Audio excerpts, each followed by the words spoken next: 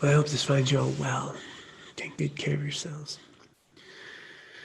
I hope your practice is going well. And those of you that have been engaging in the daily practice with us, I hope you've been finding it meaningful. And bear in mind, if you have any questions or anything along the lines of practice, just write down those questions. We can talk about them today. And on Sunday, we have our half-day retreat. So every once a month, we have a half-day retreat where we go a little deeper into our daily practice, have a little more time together. So that's it's in the community as an event and on the website.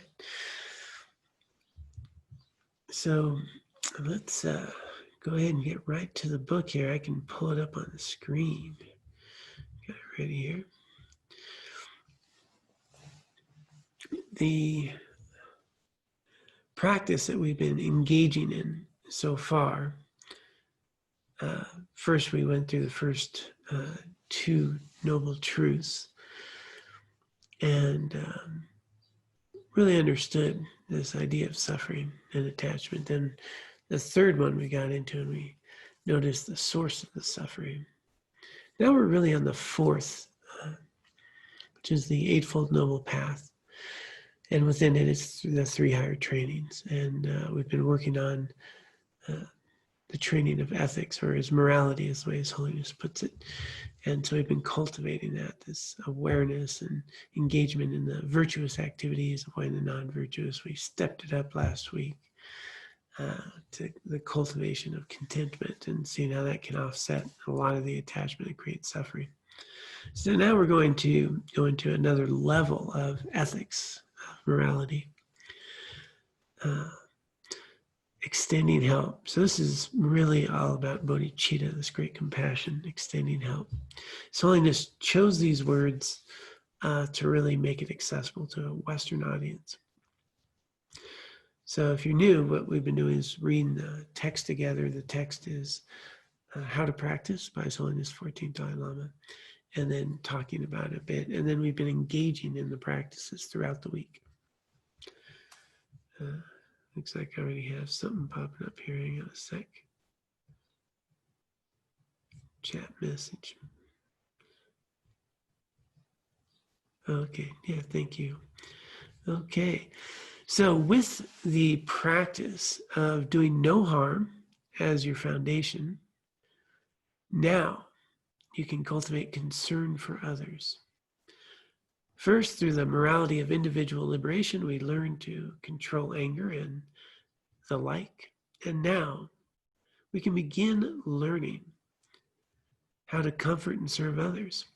The practices described in chapters 2 through 4, abandoning the 10 non-virtues, identifying the scope and process of suffering, and the way beyond it through the Four Noble Truths, and adapting the monastic's detachment from transient pleasures to a layperson's life. That's what we've just been doing this week. All create a necessary background for the second stage, what we call the morality of the great vehicle. Now, not only do you not harm others, but you carry more responsibility for helping them. So we're stepping it up a notch here. Not harming others is a defensive practice, whereas the move to help others is proactive. Something nice to touch on with that. I'll see if I get to it. Buddha teaches 3 stages of morality: the morality of individual liberation, the morality of concern for others, and the morality of Tantra. Helping others is the great vehicle teaching, the heart of the second stage, or bodhisattva morality. It is also the focus of this chapter. So really, this idea of cultivating bodhicitta, the great compassion for all beings.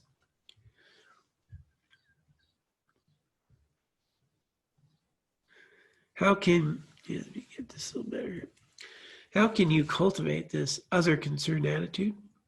The main approach for orientating yourself towards caring is to consider your importance relative to others. A practice that traveled from India to Tibet involves first finding common ground with others, equalizing, and then replacing your self-centeredness with other-centeredness. The Indian scholar yogi, Shantideva, explains this practice of equalizing and switching self and other thoroughly in his A Guide to a Bodhisattva Way of Life, and many Tibetans have written commentaries on this text, usually just called Equalizing and Exchanging Self for Others. Real compassion extends to each and every sentient being, not just to friends or family or those in terrible situations. To develop the practice of compassion to its fullest extent, one must practice patience. Patience is just the foundational tool to all practice. Shantideva tells us that if the practice of patience really moves your mind and brings about a change, you will begin to see your enemies as the best of friends, even as spiritual guides. Tall order, huh? Enemies provide us some of the best opportunities to practice patience, tolerance, and compassion. Shantideva gives us many marvelous examples of this in the form of dialogues between positive and negative aspects of one's own mind. His reflections on compassion and patience have been very useful in my own practice. Read them, and your whole soul can be transformed. Here is an example. For a practitioner of love and compassion, an enemy is one of the most important teachers. Without an enemy, you cannot practice tolerance, and without tolerance, you cannot build a sound basis of compassion. So in order to practice compassion, you should have an enemy. And just a point here is the translation of enemy, used from a Tibetan to our language. It's much more of, someone who is adversarial or that we don't like. It's not necessarily just someone who's out to kill you type enemy. It has a little different connotation in our language. But it could be someone trying to harm you as well. But just think of it as, someone that we see that's adversarial or against us in some way, kind of like the other team if you're in a sport. So when you face your enemy who is going to hurt you, that is the real time to practice tolerance. Therefore, an enemy is the cause of the practice of tolerance. Tolerance is the effect or result of an enemy. So those are cause and effect. As is said, once something has the relationship of arising from that thing, one cannot consider that thing from which it arises as a harmer. Rather, it assists in the production of the effect. Okay, so this is really critical to really meditate on, to really get what he's saying here, is that there's no way we could develop tolerance without the cause of tolerance. The cause of tolerance is being something you need to tolerate. And so as we develop tolerance, as we develop patience, well, there's a cause and effect result. And so if something is helping us give rise to an attribute or quality of mind, it's not harming us, it's actually helping us. It's interdependent with that experience. So it's a dependent arising. And so really something to reflect on here. We'll go a little further. I didn't get a chance to read ahead, so I'll see where we come back to. Reflection on this type of reasoning can help develop great patience, which in turn develops powerful compassion. Real compassion is based on reason, right? It's not all willy-nilly. Anytime I can use the word willy-nilly in a conversation, I'm down for it. Real compassion is not based on reason, so it's not willy-nilly. Ordinary compassion or love is limited by desire or attachment. If your life is easy and everything is going smoothly, then You can maintain pretenses. However, when you face really disparate situations or desperate situations, there is no time to pretend. You have to deal with reality. Hard times build determination and inner strength. Through them, we can also come to appreciate the uselessness of anger. Instead of getting angry, nurture a deep caring and respect for troublemakers because they create such trying circumstances. They provide us with invaluable opportunities to practice tolerance and patience. And so what we're hearing here, may seem like a tall order. And, initially maybe because of our minds and the way we think of things, very me-centered. And we have a misunderstanding a lot of times about what caring for others is and what compassion is. And but it's actually the way to reduce an incredible amount of suffering. We have this idea that if we get angry with those who treat us badly, that we're going to be better off. But in fact, we're actually creating a lot more suffering in our lives. That the skillful method is to apply an understanding and an ability to respond out of compassion, which does not mean we don't have boundaries or that we, as we talked about last week, that we don't, engage in healthy actions for ourselves and others and family and so forth, but we do it with a mind of compassion in a way that is, to our best of our ability, the best potential outcome for all concerned. So there's a very different opportunity that we can engage with people who might be doing something harmful. And we benefit, so it's not, it's something we want to get used to, the skill of compassion, the wisdom of compassion. And then His Holiness is going to tell a little bit about himself here. My life has not been a happy time. I have had to pass through many difficult experiences, including losing my country to the Chinese communist invaders and trying to reestablish our culture in neighboring countries. Yet I regard these difficult periods as among the most important times in my life. Through them, I have gained many new experiences and learned many new ideas. They have made me more realistic. When I was young and living high above the city of Lhasa in the Potala Palace, I frequently looked at the life of the city through a telescope. I also learned a lot from the gossip of the sweepers in the palace. They were like my newspaper, relating what the regent was doing and what corruption and scandals were going on. I was always happy to listen to them, and they were proud to be telling the Dalai Lama about what was happening in the streets. The harsh events that unfolded after the invasion of 1950 forced me to become directly involved in issues that otherwise would have been kept at a distance. As a result, I have come to prefer a life of committed social action in this world of suffering. The most difficult time for me was after the Chinese had invaded. I was trying to satisfy the invaders so that the situation would not worsen.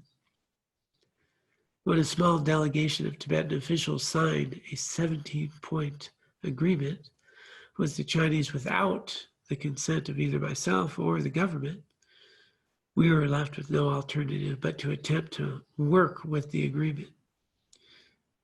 Many Tibetans resented it, but when they expressed their opposition, the Chinese reacted even more harshly. I was caught in the middle trying to cool down the situation.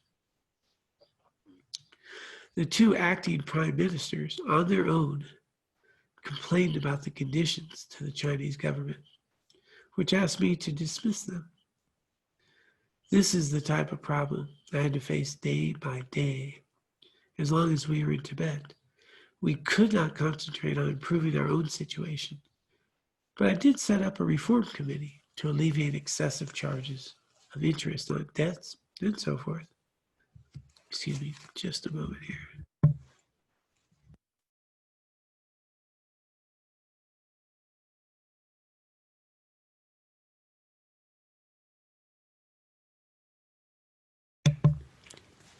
Thank you.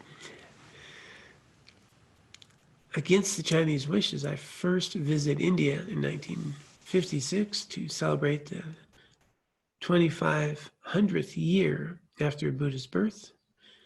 While in India, I had to make the difficult decision of whether to return to Tibet. I was receiving messages about open revolts in eastern Tibet, and many officials in Tibet advised me not to return. Also, from past experience, I knew that as China developed more military strength, their attitude would become more harsh.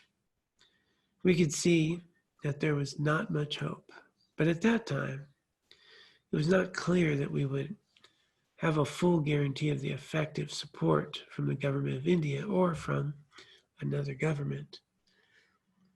In the end, we chose to return to Tibet. But in 1959, when there was a mass escape to India, the situation was easier because the dilemma was gone.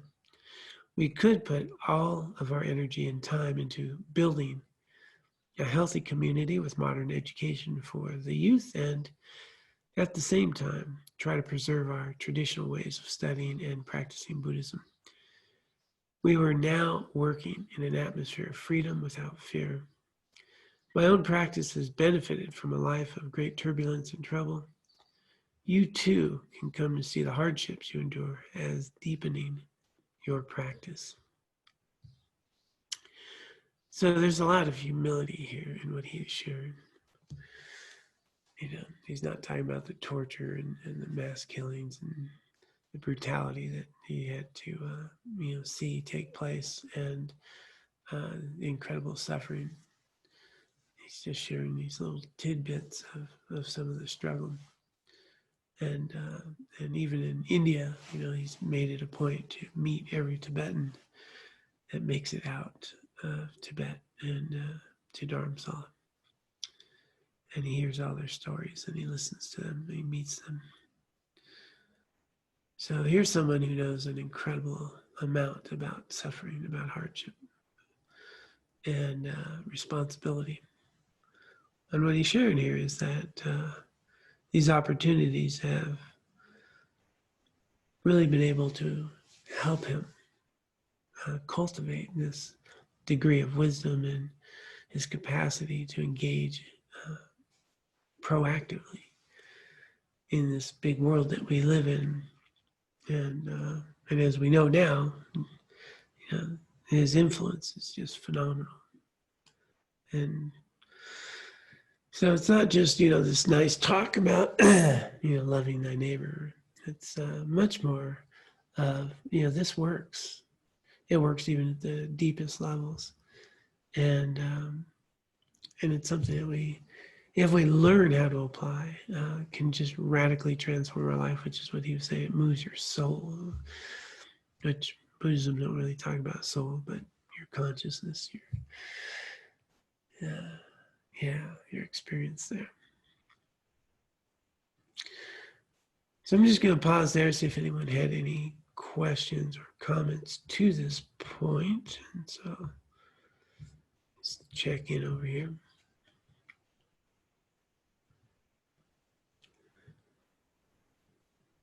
There are a couple things I was interested in going back to before the story.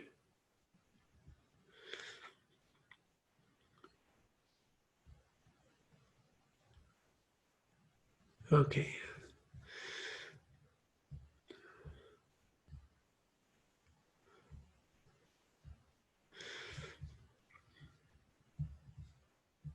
Okay, now, we do got a hand. Here we go. Hang on here, Ruth. I'm getting to you. I'm just clicking on the wrong thing there. There we go. Okay. Well, I just thought I'd share that my impression of it is that, what I appreciate about it is that I can't really imagine how helpful it is. I can't even say how helpful that is. Loving, appreciating an enemy as a teacher with this time politically it really helps me, really supports me. Oh, good. Thank you. That's all. Yeah, thank you so much. Um, yeah, we have a lot to work with here, given our current situation. That what this understand we're going to get to this equalizing and exchanging self, but well, we very often, see the world only through our very limited me-centeredness, right? How I think the world should be, how I would like it to be, what makes sense to me, and what I don't know is how everything's going to turn out. I have no idea how one thing, this cause and effect, this relationship, this karma is playing out over, hundreds of years and thousands. We'd say in Buddhism, eon after eon. But even in our own lifetimes, if we notice the experience of just the history of the United States, there's all of these events that have transpired have, horrific things that led to reform and amazing things. And there's a trajectory in, the fact that His Holiness came out of Tibet. Now we have centers of compassion and study in neuroscience, and the age that we live in now is so much more tolerance, and our Supreme Court just ruled on gay rights, and you can't be fired for your job because of your identity, your sexual identity. And so much has happened, in just a lifetime, in just 10 years, even marriage and so forth, that all of that can get brushed aside when we focus on this or that thing. And what we're going through now is it's, I think the analogy I've been working with has been these social ills. They've been like very much like a virus, that a virus I don't know I have yet, or a cancer that's that I have, but it's not affecting me. It's been under the surface. It's been here, and but my life's gone on, and now it's showing up, and so these social ills and things have been going on for quite a while. They've gotten, there's been a lot of improvement, so we don't want to forget that, but clearly not nearly enough,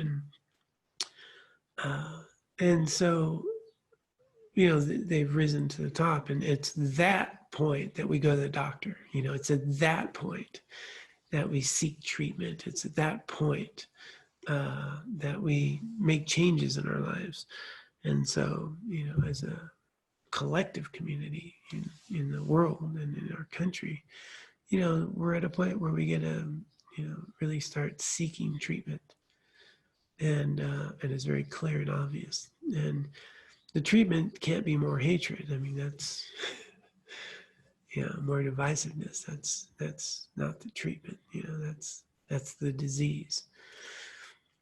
And so how do we, deal with something like this as we start to understand its cause, right? Its cause. Why do people do harmful things? Why do people, act so harmfully to self and others? And so we've been unpacking that around our confusion, around our self-grasping, around our greed and desire, and our labeling of others, and all the divisiveness that we create. And that's the problem. It's not the solution. The solution is wisdom and understanding, and tolerance, and and a deep-rooted understanding that my happiness is clearly connected to yours. My well-being is clearly connected to yours. When people have their needs met, when they feel hopeful, when they have some opportunity, they're not out yelling hate stuff. It just doesn't work that way. When we have some inner peace and well-being and love, we're not harming others. When we have insecurity and fear and divisiveness and grasping, then we do. So, our times really give us this opportunity right now to develop this more clear understanding of how do we cultivate skillfulness in our tolerance and in our patience, so that we can speak to be heard, You know, that's a very different thing. To speak to be heard. To speak to be heard does not mean I yell. To speak to be heard means that I'm speaking in a way that you can relate to me and that you would be willing to hear what I have to share. Arguing is not speaking to be heard. It's a really pointless exercise. Speaking to be heard requires listening to the other and hearing and understanding that what they're saying and what they're sharing makes sense to them.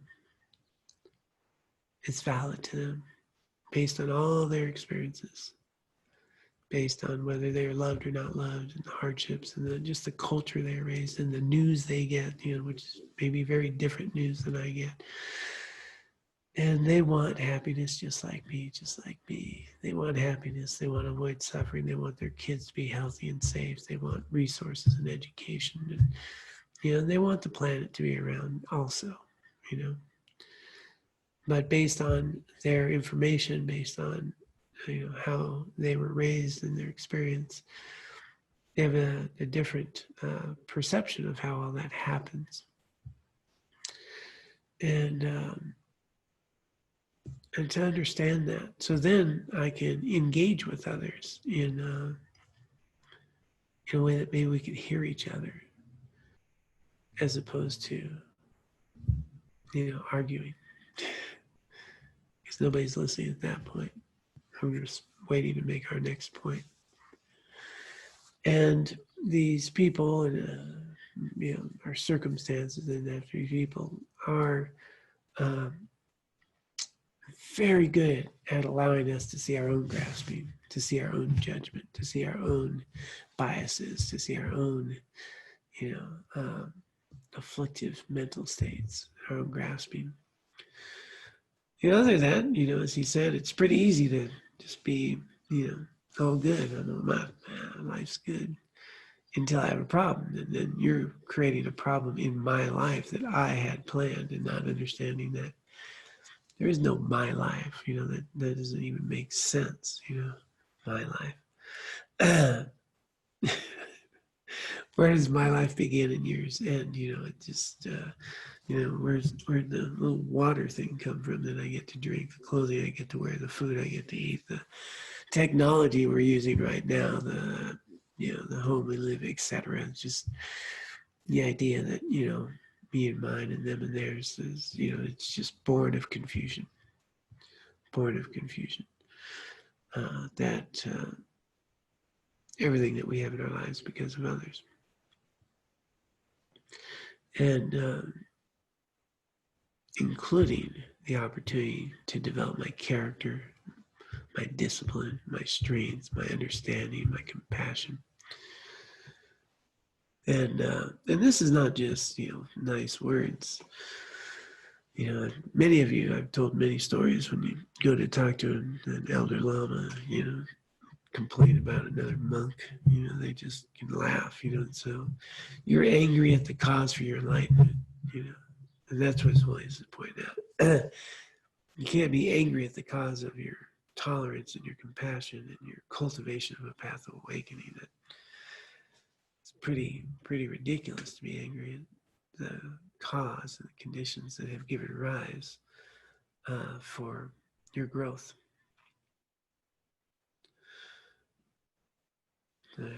Got another, look like a hand there for a minute. Carlos, you put that down or? Didn't see it. I was on a roll. Okay, we'll bring Carlos in. Okay, mi amigo, just unmute and you're good to go. Hi, John. Can you hear me? Yep.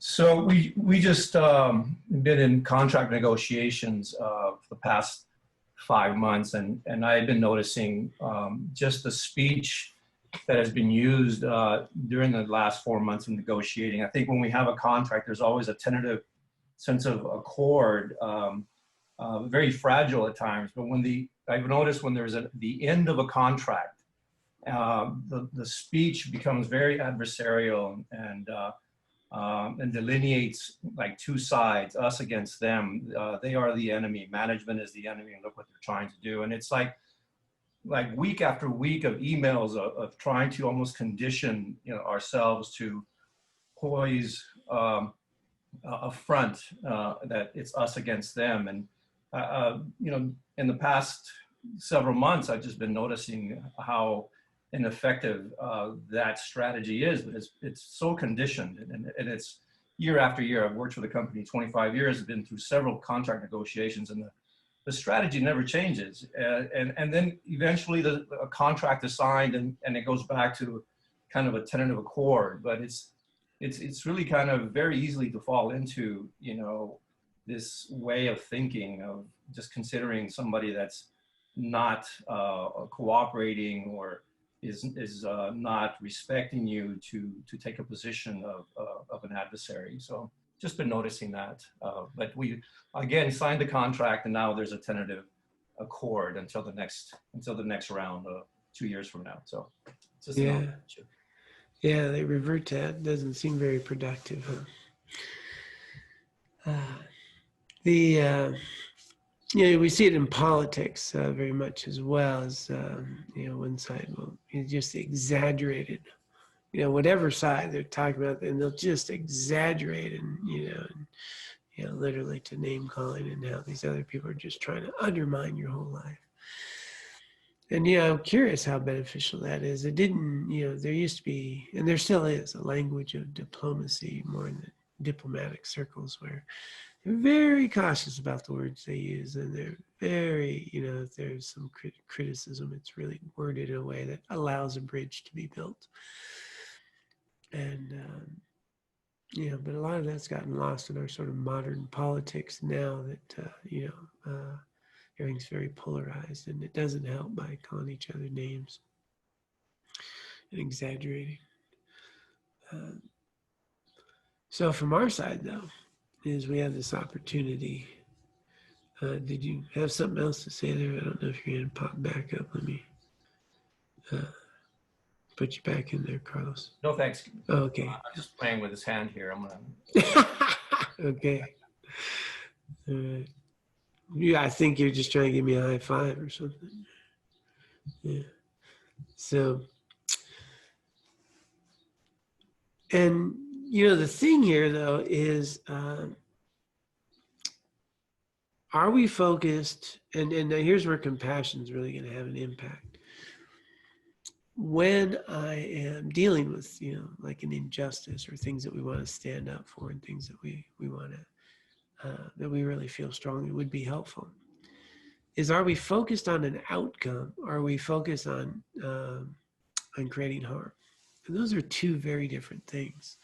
So much of what will be said, or even what we might write on a poster, calling someone a name, you know, and or denigrating them in some way, versus making a point. And you know, am I focused on an outcome? How can I speak to be heard? How can I engage with another in a way that's productive? Versus, how do I just let them know how I feel? Or, you know, and so we can still call out an injustice. We can still, you know, His Holiness is very good at that. But he's never calling the other bad people, you know, even the Chinese, you know, his Chinese brothers and sisters, and, you know, and all the compassion, and the you know, even the way he's talking about them now that have benefited him.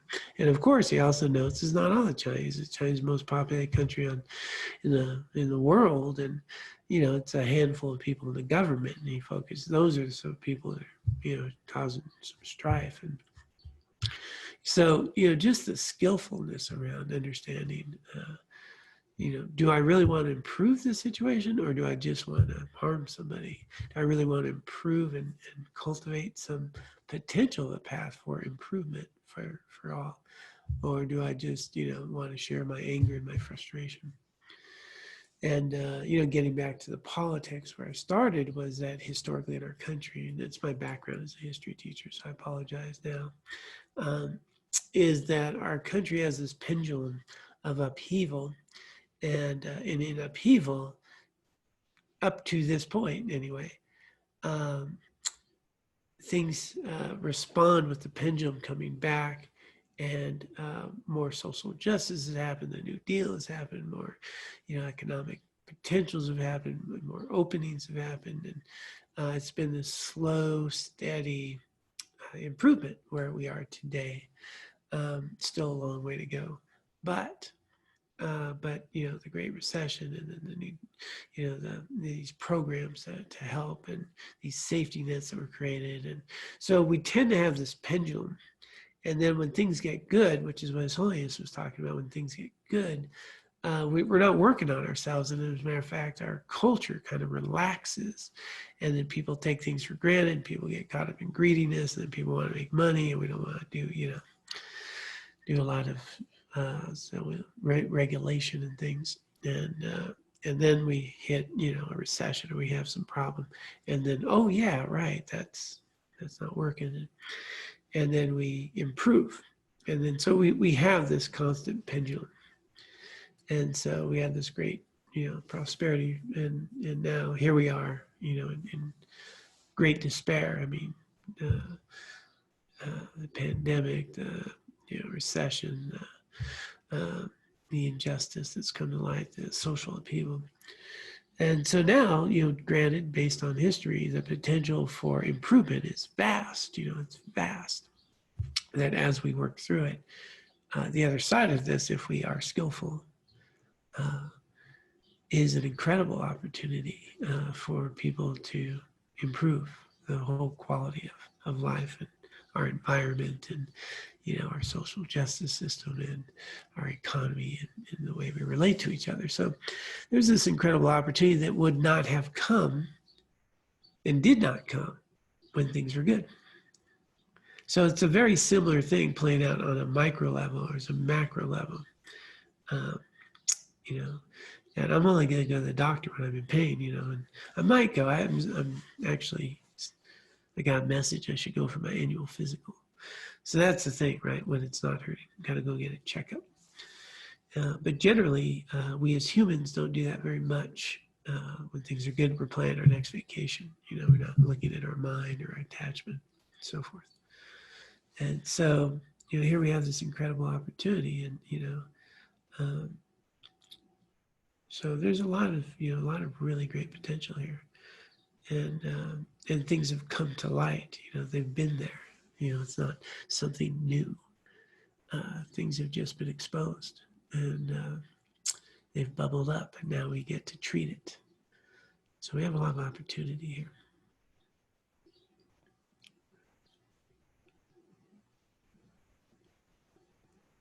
All right, I'm just going to pause there. I'm already coming up at 7:30.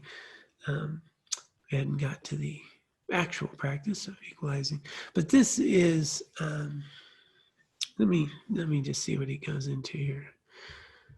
Equalizing and switching self for other. Sorry, you can't see that. I didn't share the screen. Equalizing and switching self for other. Innocent, let's see. And so, yeah, here's this question. I wonder if I can see it. Okay, as Shantideva explains this practice first. Oops. Yeah, first. Realize that each and every other sentient being wants happiness and does not want suffering, just like you.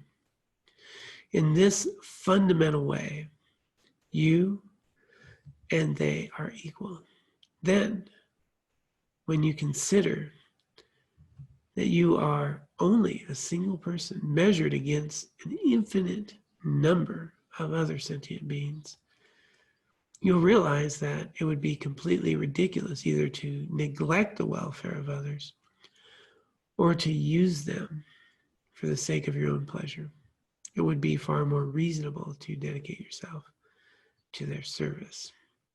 So we don't want to get to that point yet, but what I would like us to do, and let me see if he gets that in this practice. I didn't get a chance to, normally I get a chance to read ahead, but it's been a full day.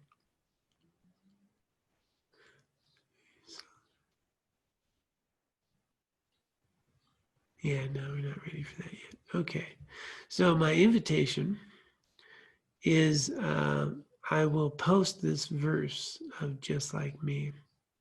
I think that's the practice I would like to do. I may have a recorded meditation as well, but just like me, and some of you know this well, but it's a practice that we want to incorporate in our days. Just like me, all others want happiness. Just like me, all others are trying to avoid suffering. Just like me, all others are trying to get their needs met. Actually, that's the fourth one. Just like me, the third one is all others have known hardship, tragedy, and despair. Just like me, all others are trying to get their needs met. And just like me, all others are learning how to live.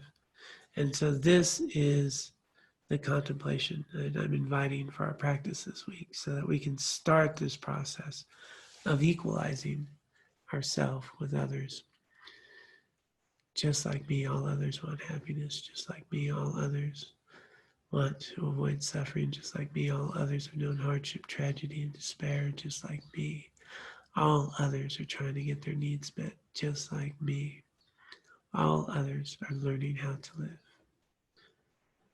And so we're going to get our foot in the water, not the toe, but the whole foot. We're going to have an invitation to use this practice of just like me this week.